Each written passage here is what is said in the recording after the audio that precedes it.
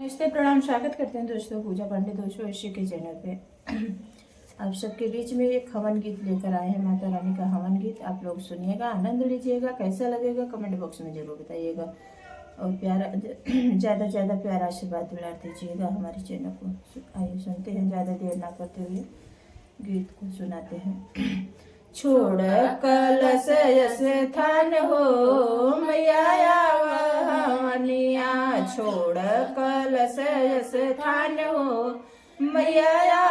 हवनिया, हवनिया मैया हवनिया, हवनिया मैया हवनिया, छोड़ कलश स्थान हो मैया हवनिया, छोड़ कलश स्थान हो मैया हवनिया, तोहरे हवन मैया ब्रह्मा जी आए, तोहरे हवन मैया ब्रह्मा जी आए, ब्रह्मा जी आए मैया विष्णु जी आए, ब्रह्मा जी आए मैया विष्णु जी आए, लक्ष्मी आए साथ हो मैया तोरे हवनिया, लक्ष्मी भी आई साथ हो मैया तोरे हवनिया, छोड़ कलश स्थान हो मैया तो आव भवनिया, छोड़ कलश स्थान हो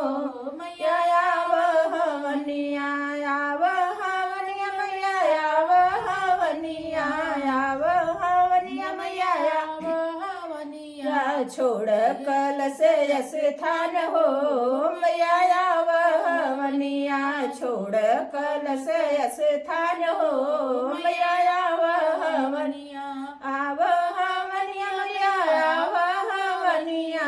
आव हवनिया मैया आव हवनिया, छोड़ कलश स्थान हो मैया आव हवनिया, छोड़ कलश स्थान हो मैया तो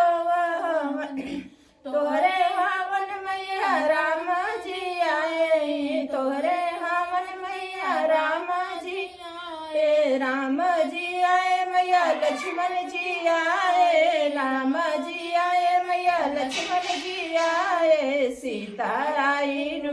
साथ हो मैया आव हवनिया, सीता भी आए उनके साथ हो मैया आव हवनिया, छोड़ कलश स्थान हो मैया आव हवनिया, छोड़ कलश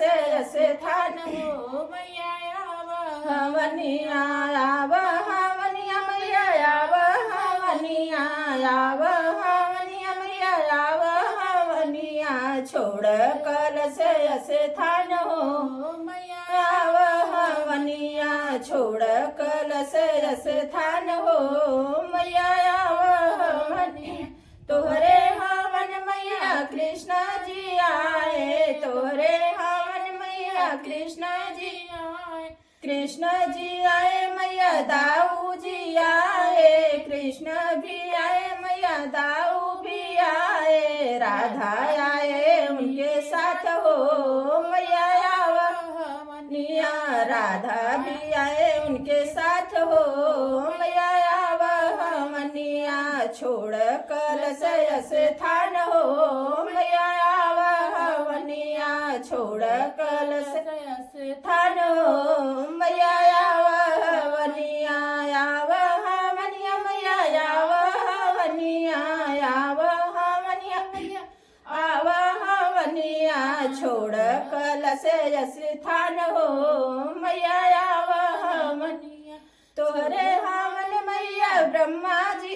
तोहरे हवन मैया भोले जी आए, भोले जी आए मैया गणपत जी आए, भोले जी आए मैया गणपत जी आए, गौरा आए उनके साथ हो मैया आव हवनिया, गणपतरा भी आए उनके साथ हो मैया आव हवनिया, छोड़ कलश स्थान हो मैया आव हवनिया, छोड़ कलश स्थान हो मैया आव हवनिया। जय माता दी। आप लोग सुनिएगा, आनंद लीजिएगा। कैसा लगे कमेंट बॉक्स में जरूर बताइए।